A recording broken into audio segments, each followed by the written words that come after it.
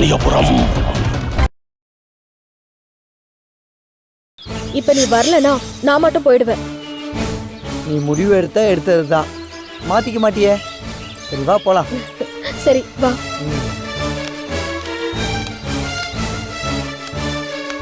உன்னதான் இந்த வீட்டுக்குள்ளே வரக்கூடாதுன்னு சொல்லியிருக்கல, எந்த தைரியத்துல வீட்டுக்குள்ள நுழைஞ்ச?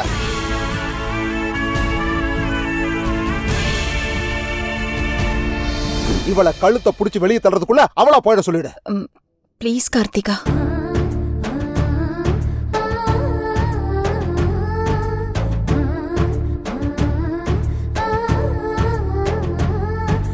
நான் போயிடுறேன். உனக்காக என்னால பேச முடியல. உன் மேல சார் ரொம்ப கோவமா இருக்காரு. அதுக்கு நான் காரணம் இல்ல.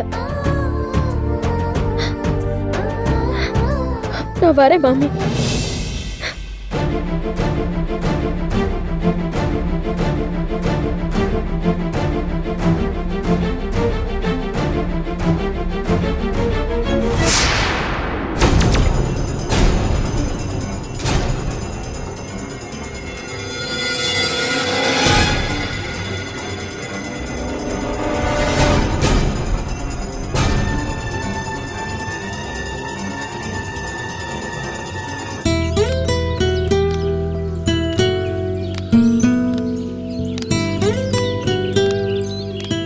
பெரிய மனுஷன் அவரு, கொஞ்சம் கூட நாகரிகம் தெரியாம இருக்காரு. பதிலுக்கு பதில் நானும் பேசியிருப்பேன், நீ தான் தடுத்துட்ட. அந்த ஆள் பண்ண பாவத்துக்கு தான் அந்த ஆளை கஷ்டப்பட்டு இருக்கான். அவன் புள்ளைய பைத்தியக்காரத்தனமா அலைஞ்சிட்டு இருக்கான். சேகர், தப்பா பேசாத. ஏய், அந்த ஆள் பேசுனது மட்டும் சரியா? அவர் பேசுறதுக்கு ஒரு காரணம் இருக்கு. அவரை பொறுத்த வரைக்கும் நான் குற்றவாளி தானே. நீ என்ன கார்த்திகை தப்பான? நீ எப்படி குற்றவாளி ஆவ? சொன்னா உனக்கு புரியாது. எம்மா தாயே, புரியுற மாதிரி சொல்லி புரிஞ்சுக்கிறேன். நீ எப்படி குற்றவாளி? இப்போ அதை என்னால சொல்ல முடியாது சேகர். கார்த்திகா, நீ குற்றவாளியா இருந்தாலும் அந்த தப்பை நீ உனக்காக பண்ணியிருக்க மாட்ட. நீ அந்த பைத்தியக்காரங்க நல்ல செய்யலாம் நினைச்சு சிக்கல மாட்டியிருப்ப. சேகர், ராகவ் சாரை பத்தி தப்பா சொல்லாத. அவர் பைத்தியம் இல்ல. இந்த பாரு கார்த்திகா, 100 தடவை சொல்லுவேன், அந்த ராகவ் பைத்தியம் பைத்தியம் பைத்தியம் தான்.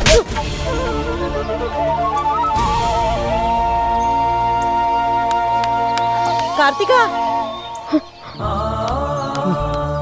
அந்த ஆள் அசிங்கப்படுத்தி அமிச்சிட்டான். இப்ப இந்த மாமி என்ன சொல்லி அசிங்கப்படுத்த போதும்? வாய மூடு. பெரியவர் பேசின எதையும் நீங்க 2 பேரும் மனசுல வச்சுக்காதீங்க. மனசுல வச்சுக்க, அவர்னு ஆசீர்வாதமா பண்ணாரு. பெரிய மனுஷன், சின்ன புத்தி. சேகர், வாங்கினது பத்தாதா? ஏய், நீ அழுறத பாக்குறதுக்கு என்ன கூட்டிட்டு வந்த? அது ஏன் பிரச்சனை, நான் பாத்துக்கிறேன். ஓ, உன் பிரச்சனை. உன் பிரச்சனைக்கு என்னைய கூட்டு வந்த? அங்கிருந்து வந்து நீ அழுறத பார்த்து நான் கஷ்டப்படணுமா? அப்ப நீயே பாத்துக்கோ. ஐயோ தம்பி. சேகர், சேகர். தம்பி, என்னது சின்ன வயசா இருக்கு, இப்படி கோவம் வருதே? அவனை விடுங்க மாமி. அவன் கோச்சிக்கிட்டு போனாலும் என்னை விட்டு எங்கேயும் போக மாட்டான். அந்த தெரு முனையில போய் எனக்காக நின்னுட்டு இருப்பான். ஆமா, நீங்க எதுக்கு இவ்வளவு தூரம் வந்தீங்க? முதல்ல அதை சொல்லுங்க மாமி. கார்த்திகா, ஹேமா போடுற ஆட்டம் தாங்க முடியலம்மா. நீ இருந்தப்போ கோவில் மாதிரி இருந்த வீடு, அந்த ஹேமா வந்ததும் பூதம் காத்த வீடு மாதிரி ஆயிடுது. அவ்வளவுதானே மாமி ராமநாதன் சார் நம்பிட்டு இருக்காரு. அவளை வீட்டை விட்டு துரத்தணும்னா அது உன் கையில தான் இருக்கு. என் கையில என்ன மாமி இருக்கு? ராகவ் குணமாயிட்டா எல்லா உண்மையும் வெளியில வந்துரும்ல. ஆமா, ராகவுக்காக நீ வேண்டுதலை நிறைவேற்ற வேண்டிய நேரம் வந்துடுது. புரியல மாமி, கொஞ்சம் தெளிவா சொல்லுங்க. ரொம்ப நாளா நீ நடுப்பழனி முருகன் கோவிலுக்கு போகணும்னு சொல்லிட்டு இருந்தல்ல? ஆமா. இதுக்கு மேலேயும் லேட் பண்ணாம நடுப்பழனிக்கு பால் குடம் எடுத்துட்டு போ. ராகவ் குணமடைஞ்சாதான் நீ நிரபராதின்னு ராமநாதன் ஐயாவுக்கு தெரிய வரும். என்ன இவ்வளவு யோசனை? ராகவ் மேல உனக்கு அக்கறை இல்லையா? இல்ல நீ நிரபராதின்னு நிரூபிக்கிறதுல அக்கறை இல்லையா?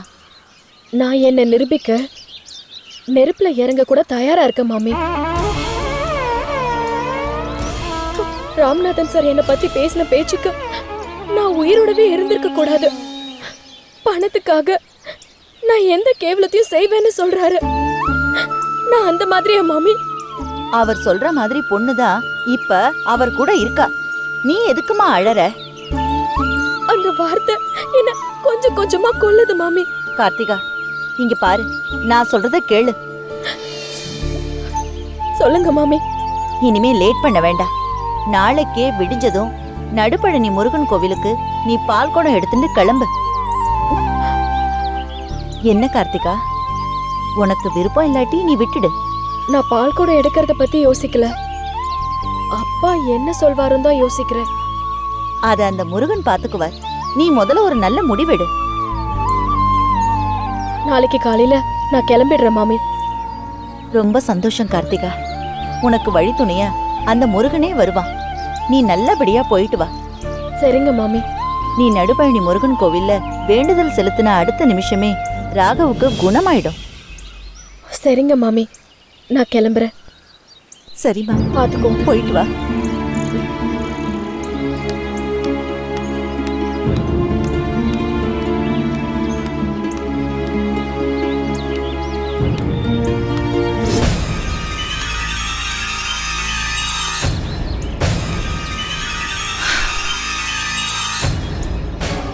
நடுப்பழனி முருகனுக்கு பால் குடம் தூக்கிட்டு போறியா? நடு வழியிலேயே பணமா தூக்கிட்டு வர வைக்கிறேன் பாரு.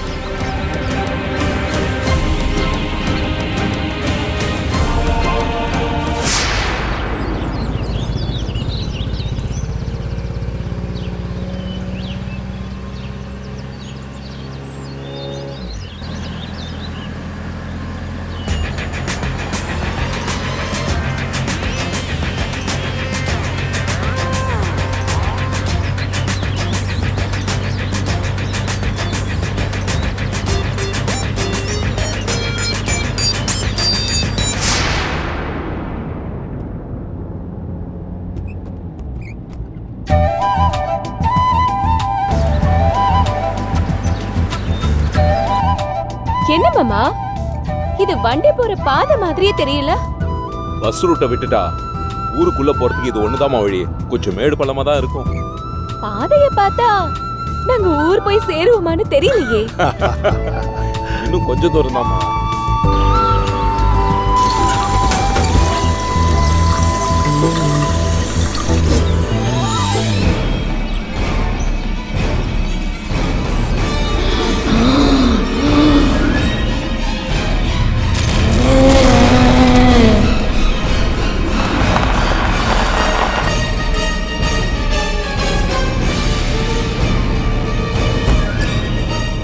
மாமா, நீங்க பொண்ணா பிறந்திருந்தா என்ன பேர் வச்சிருப்பீங்க? அதையும் நீயே சொல்லிடு. இப்ப ருத்ரா. ருத்ரா என்ன வச்சிருப்பீங்க? ஓ, ருத்ரியா, நல்லாதாமா இருக்கு.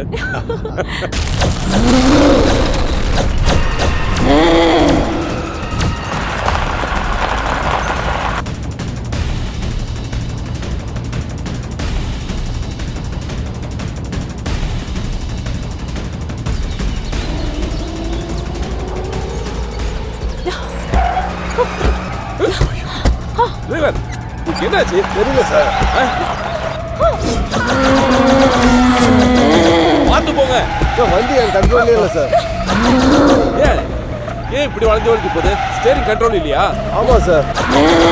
சரி, பிரேக்க பிடிங்க. இறங்கி போய் என்னன்னு பாருங்க. Okay sir.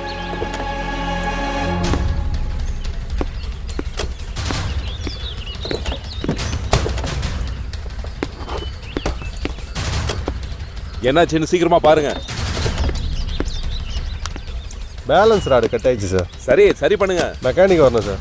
மெக்கானிக் வரணுமா? ஃபோன் பண்ணுங்க. மெக்கானிக் வந்து வண்டியை ரெடி பண்ணி எவ்வளோ நேரம் ஆகும் தெரியலையே.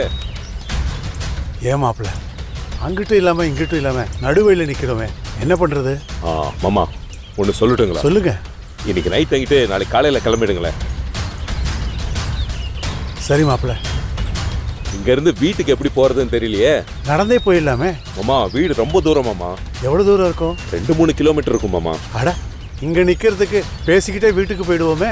சரி, வழியில ஏதாவது வண்டி கிடைக்குதான்னு பார்ப்போம். டிரைவர், ஆமா. அந்த பேக்கை எடுத்து கொடு. ஓகே, போலாம். டிரைவர், என்கிட்ட கொடு. நான் எடுத்துட்டு வரேன். குடுமா, குடு.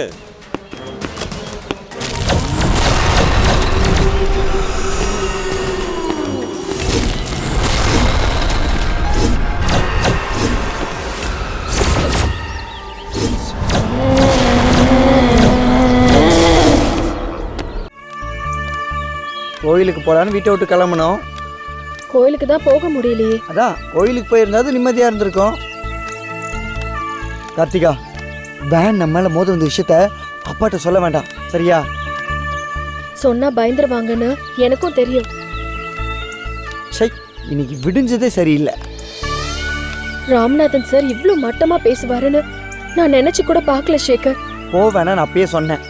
நீயே தேடி போய் அவமானத்தை வாங்கிட்டு வந்திருக்க. அதை நினைச்சாதான் எனக்கு அழுகையா வருது. சரி கார்த்திகா, நீ கண்ட்ரோல் பண்ணிக்கோ. அப்பா பார்த்தாருன்னா. கார்த்திகா, ஏய், கண்ணை தொடச்சிக்கோ, உள்ள போ.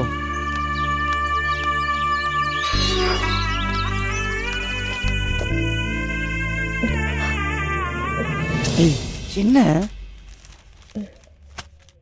மடி கார்த்திகா, ஏன் முகமெல்லாம் ஒரு மாதிரி இருக்கு? என்னாச்சு? ஒண்ணும் இல்லப்பா. என்னாச்சுன்னு சொல்லு. ஏன் அழற?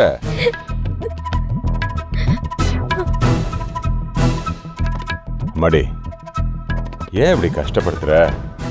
ஒரு வயசு பொண்ணு இந்த வீட்டுல இப்படி அழுதா நாங்க நிம்மதியா இருக்க முடியுமா? டேய் சேகர், கோயிலில் கொண்டு போய் வலையில வச்சுட்டு வர சொன்னேனே, வச்சுட்டு வந்துட்டீங்களா? அங்கே ஏதாவது பிரச்சனையா? பிரச்சனை கோயில்ல இல்லப்பா. வேற எங்க? அந்த ராமநாதன் சார் வீட்டில்.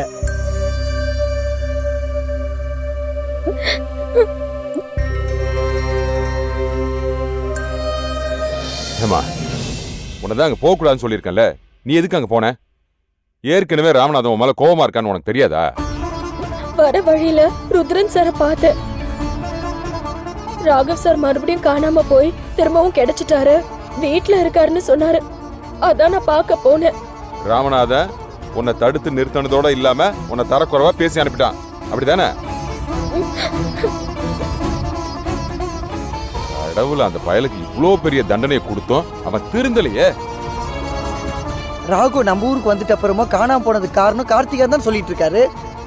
அவர்கிட்ட போய் பேசலாமா? போக வேணான்னு எவ்வளோ தடுத்தேன், கேக்குறாளா? அவர் 1000 சொல்லிட்டு போட்டோம். உண்மை என்னன்னு கடவுளுக்கு தெரியும். கடவுளுக்கு தெரிஞ்சு என்ன பிரயோஜனம்?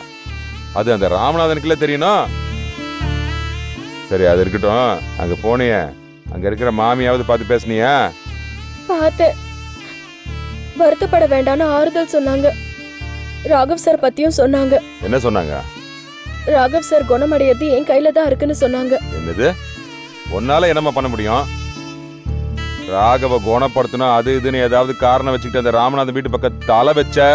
அங்க நான் போக வேண்டியதில்ல, வேற ஒரு இடத்துக்கு நான் போகணும். எங்க போனோம்?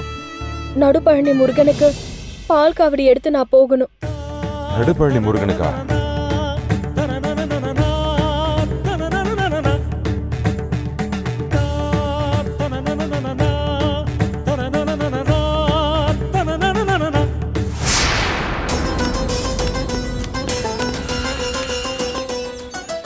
வாங்க மாமா, வாமா, பார்த்து வாமா.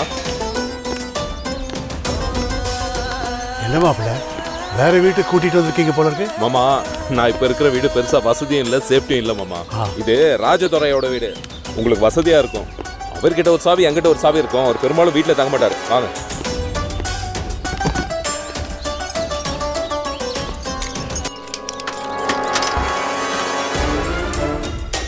உள்ள வாங்க மாமா, வாங்க. மாப்பிள்ள, தாகமா இருக்கு, தண்ணி கொடுங்களேன். எடுத்துட்டு வரேன் மாமா, உட்காருங்க.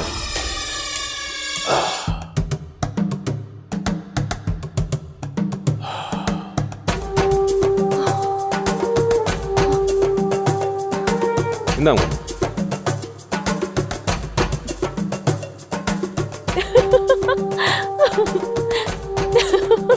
என்ன அப்படி சிரிக்கிற? இந்த ஊர்லயே இருக்க கூடாது.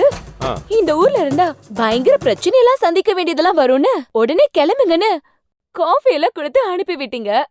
இப்ப என்ன நடந்துச்சுன்னு பாத்தீங்களா? உங்க கவர்மெண்ட் ஜிபே ப்ராப்ளம் ஆகி எங்களை இந்த ஊர்ல தங்க வச்சிடுச்சு. இங்க பாரு, நைட் இங்க தங்க போறீங்க ரெண்டு பேரும், காலையில எந்திரிச்சு கிளம்ப போறீங்க, அவ்வளவுதானே? அதே கவர்மெண்ட் ஜிப் தானே? ஆமா, அது சரி பண்ணி எடுத்துட்டு வந்துருவாங்க, அதுல தான் போறோம். அந்த ஜீப்னா ஐ அம் வெரி ஹாப்பி. வெரி ஹாப்பியா? ஏன்? மறுபடியும் ரிப்பேர் ஆகி எனக்கு ஹெல்ப் பண்ணும். சும்மா இரு வைஷ்ணவி. நீங்க சும்மா இருங்கப்பா. நான் இந்த சுப்பிரமணியபுரத்துல ஒரு 10 நாளாவது தங்கி ஜாலியா ஊரை சுத்தலான்னு நினைச்சிட்டு இருந்தேன். இந்த மாமா அதை கெடுக்க பாக்குறாரு. இங்க பார் வைஷ்ணவி, இங்க தங்கி நீ சுத்தி பார்க்குற அளவுக்கு சுப்பிரமணியபுரம் ஒன்றும் டூரிஸ்ட் பிளேஸ் இல்ல, டெரர் பிளேஸ். அடடே, அந்த மாதிரி இடங்கள் தான் எனக்கு பிடிக்கும். வைஷ்ணவி, காலையில வீட்டை விட்டு வெளியில போற ஆணோ பெண்ணோ பொழுது சாஞ்சு வீட்டுக்கு வந்து சேர்ந்தாதான் நிச்சயம். அது தெரியுமா உனக்கு? என்ன மாப்பிள்ள, அவ்வளவு மோசமான ஊரா இது? ஊர் என்னமோ நல்ல ஊர் தான் மாமா. இங்க ரொம்ப மோசமான ஆளுங்க இருக்காங்க. நான் எதுக்கு உங்க 2 பேரையும் வேற ஒருத்தரோட வீட்டுல தங்க வச்சிருக்கேன்னு தெரியுமா? ஏ, என்ன பழி வாங்க முடியாத கிரிமினல்ஸ் உங்களை ஏதாவது பண்ணி அவங்களோட கோவத்தை தீர்த்துக்க வாய்ப்பு இருக்கு.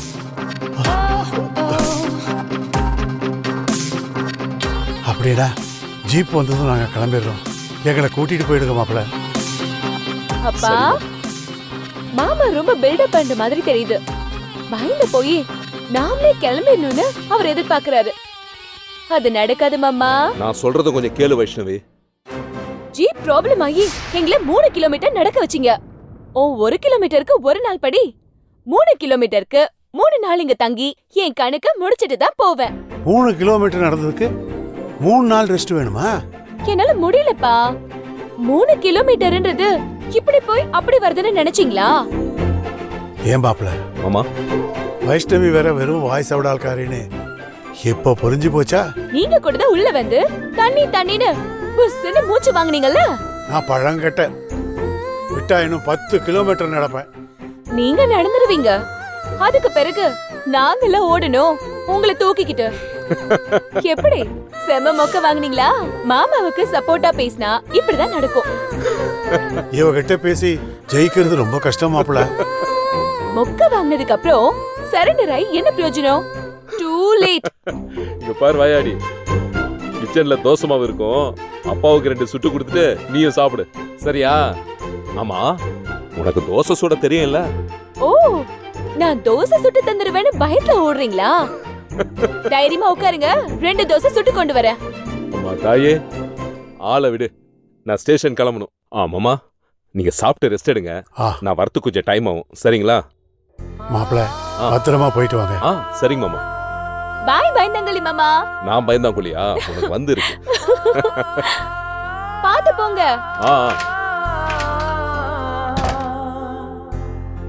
என்ன வயசு மாமா கிட்ட இப்படியா வாயடிப்ப? அப்பா, அவர் யாரு? உங்க மருமகன். எனக்கு சொந்த அக்கா புருஷன். என் மேல ரொம்ப பாசமா இருக்காரு. அதே பாசத்துல மாமாவை கலாய்க்கிறேன். இதுல என்ன தப்பு இருக்கு? உனக்கு எதுவுமே தப்பா தெரியாது. நீங்க பழங்கிட்டன்னு சொன்னீங்கல்ல, அது சரியாதான் இருக்கு. இருங்க, நான் போய் ட்ரெஸ் சேஞ்ச் பண்ணிட்டு உங்களுக்கு தோசை சுட்டு கொண்டு வரேன்.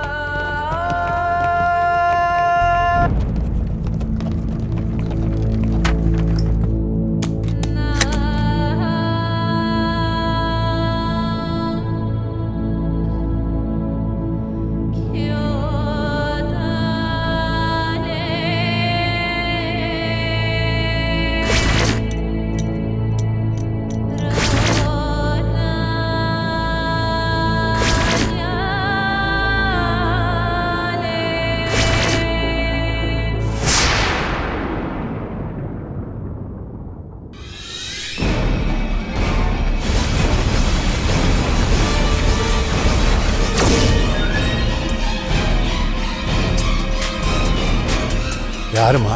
ஃப்ரெண்டுப்பா. சரி, போயிட்டு வா. Hello hello hello. சொல்லு. மாமா ஊர்ல இருக்கேன். இப்ப கிளம்பிட்டேன். ஈவினிங் வந்து உன்னை மீட் பண்றேன், சரியா?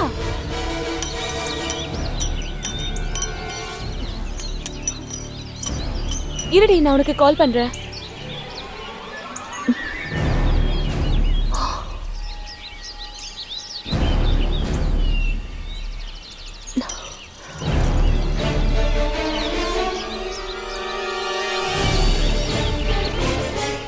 ரொம்ப பழைய வளையல் மாதிரி இருக்கு. யாரோடதா இருக்கும்?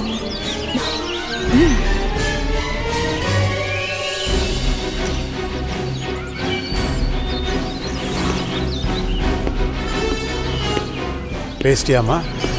ஆப்பா. என்னப்பா இன்னும் மாமாவை காணும்? மெதுவா வரட்டும்மா, பாவம் அவரே பல டென்ஷன்ல இருப்பார்.